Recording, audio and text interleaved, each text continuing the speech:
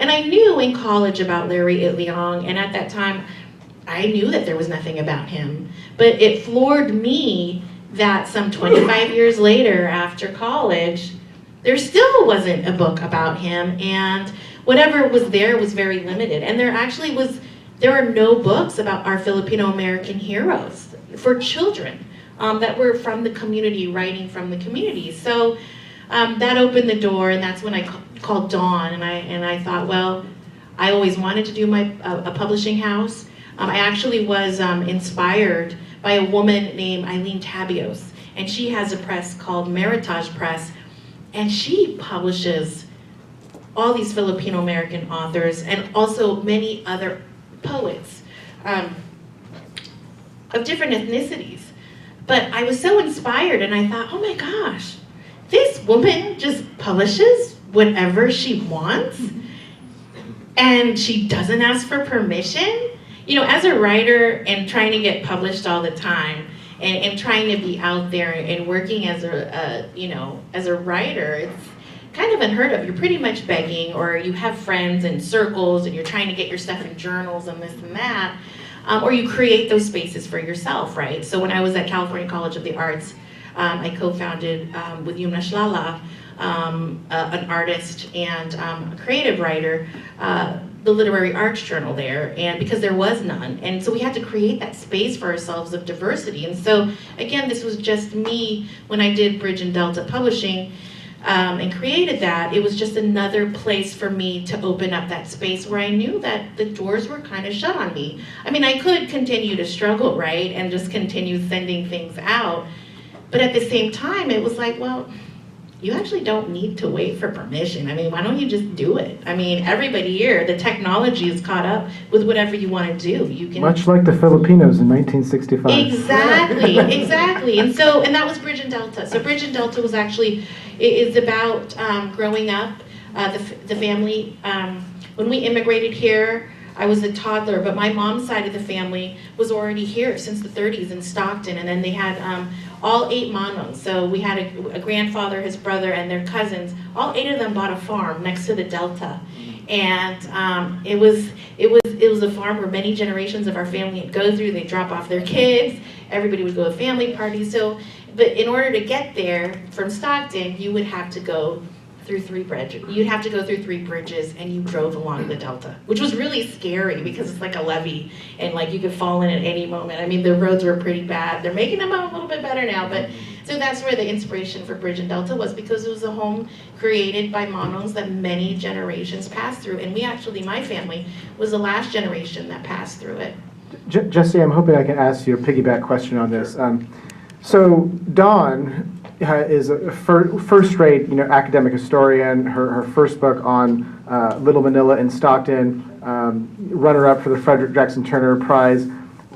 What made, oftentimes historians, they just want to publish for academics. What made her want to do a children's book, and how did she feel about that as an academic? Because that's unique, I think, among a lot of academics, like doing a children's book. Could you speak to that a little bit? I can speak a little bit about that. Just my own opinion on that. Mm-hmm. My own opinion of that. Dawn's a auntie Nino. She's a Nino, and we have a lot of nieces and nephews, godchildren, and every time we get to spend time with them, Dawn teaches about the history, because when we spend time, when they come over to the apartment, there's hella books, and they just pick out one book, and they would ask Auntie Nino to just talk about anything, and I think that's what made Dawn kind of pursue or connect with Gil in writing a children's book, especially for Manong Larry.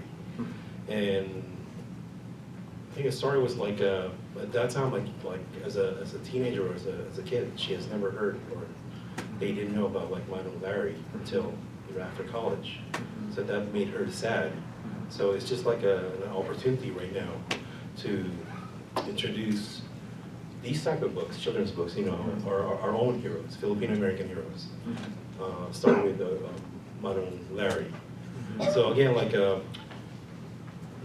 Dawn's love for history, number one, and her love with the children, and she wants to like connect that. And we're starting with Manon Laurie's story.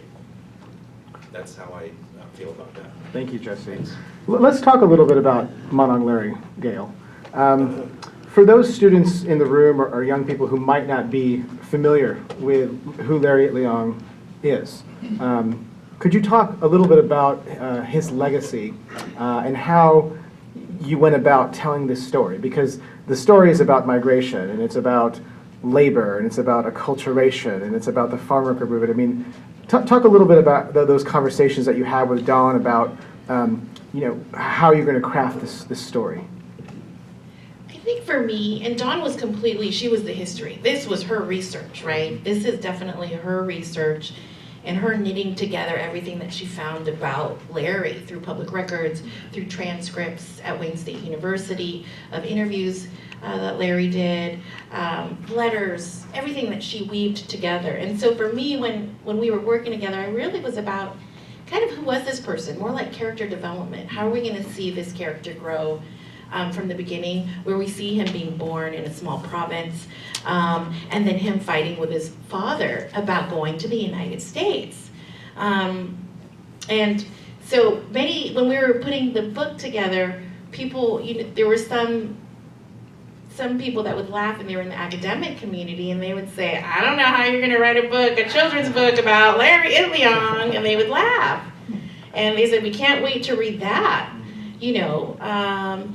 And I think what Dawn and I wanted to do was, we were going to write it all, or we were going to try and we were going to attempt it, and we weren't going to turn him into a martyr or someone that our community, would put on a pedestal. I think Dawn was she wanted to be very fair about it, and she wanted to talk about Larry and his legacy as a human being, about somebody who had grown up poor, who didn't have much of an education, and he didn't have any influence, or and how he was able to affect American history on a national scale. And so I don't know if that answered your question, but it really was kind of a merging of character development of who Larry was as a character, and the historical elements that Dawn had. And if you guys haven't read the book, he immigrated when he was 15. He was the youngest on the Empress of Asia when he came over.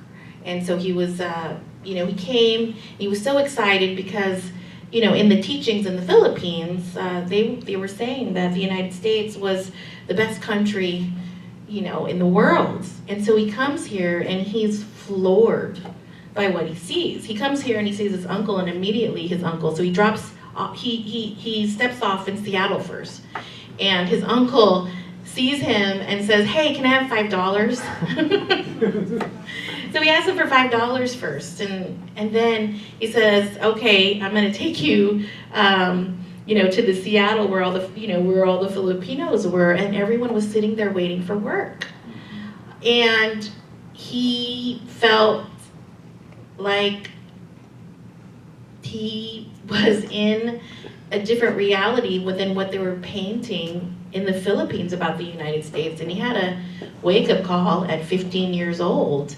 And at some point in this book, he is a character, at least for me as like a literary character, he has to decide if he's going to stay the same or if he's going to change. And so he changes as a literary character, because I see him in that way. And I know Dawn saw him as history, and so we would have these conversations and we would talk about the book, and she'd be like, I don't know, Gail, that's you can't do that. You can't shape the book that way. And we had to really put ourselves in his shoes and kind of try to imagine things. For instance, where he changes, where he decides to change is that he decides to stay in the Philippines. He decides not to go to the Philippines, offers to, right? But he decides to stay in the United States, and he decides to continue fighting, and he wants to be a labor organizer, and that's what he's going to do. He's not going to go back. And we knitted that together because he had talked about in conversations and in transcripts, he had talked about how he had a sweetheart. He had a sweetheart in the Philippines, and he thought he was going to see her And so he said goodbye to everyone, and he thought he was going to come back. And so this is actually kind of a major turning point for him as a character, right, in the book. He has a sweetheart, he thinks he's going to come back, and she can't go because her dad won't let her because Panay's weren't allowed, they're supposed to be at home. And he's like, okay, you know, we're going to get married. This is what we were imagining. But he did talk about having that sweetheart, and he also talked about, you know, that he had gone back or he had seen her, and she was married. And, you know, or there was some kind of exchange where he talked about either he found out he was married or found out she was married, and it didn't happen for them. And so that's in your youth, right? And, you know, after so much growing and learning about the United States, and I think being shocked at what he saw, the injustices that he saw, the inhumane treatment that he had received, and his, you know, his, everyone that he was with, all the Filipino Americans in the community. And so character-wise, we felt like where he decides he's not going back, and there's the idea of this love, he's going to reject that. And as a human being, as a person, he's going to keep on marching, and the love is really with his people. And that's where the story really kind of unfolds for him, and he's, you know, he decides to keep on going. And I think those are, you know, in talking about dealing with this work and writing about it, it's, you know, it was all history, but there was some tiny shapings that Dawn would allow, right? I was very respectful of what she would allow, because there were some things where she was like, Gail, you can't do that just because the story is good. You know, she had to check me a lot of times, and I respected her because she's the expert. And, you know, I would be like, oh, okay, how about this, and fedoras and that, and she'd be like, And so anyway, we wrote this like 27 to 30 times. And I really felt like my job was to rein her in, because she would have rewrote it more times. Well, the writing is wonderful. There is great character development, but the other great part of this book too is the artwork. Can either of you speak to the conversations about how to generate that artwork? How did that happen? What was that? How did that happen?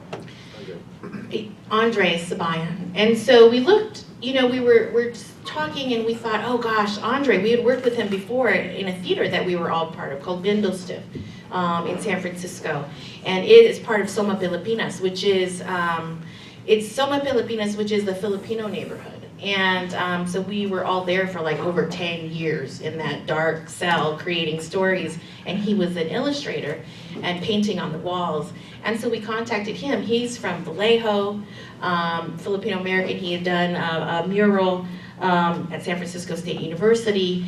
We thought he was perfect, and he had done these. So something about Dawn is that she was also a historian about Filipino cooking. And Ray had done the poster and had done the artwork for a Filipino American, it's a festival of Filipino food, right? The Savor Filipino.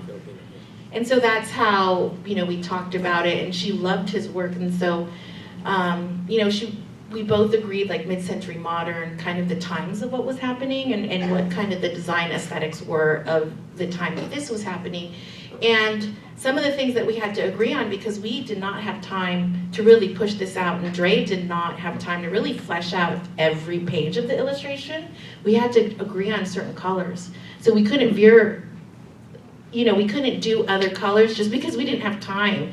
And Dre or Andre, the illustrator, just didn't have time to be able to use even more colors. So we agreed on a color palette, and he went straight to work. And you know, Dawn was very meticulous. For each page in this book, she had a Google file of every page in this book of pictures, of inspirational pictures of actually that were happening, whatever she was talking about on each page, or what was happening historically on each page.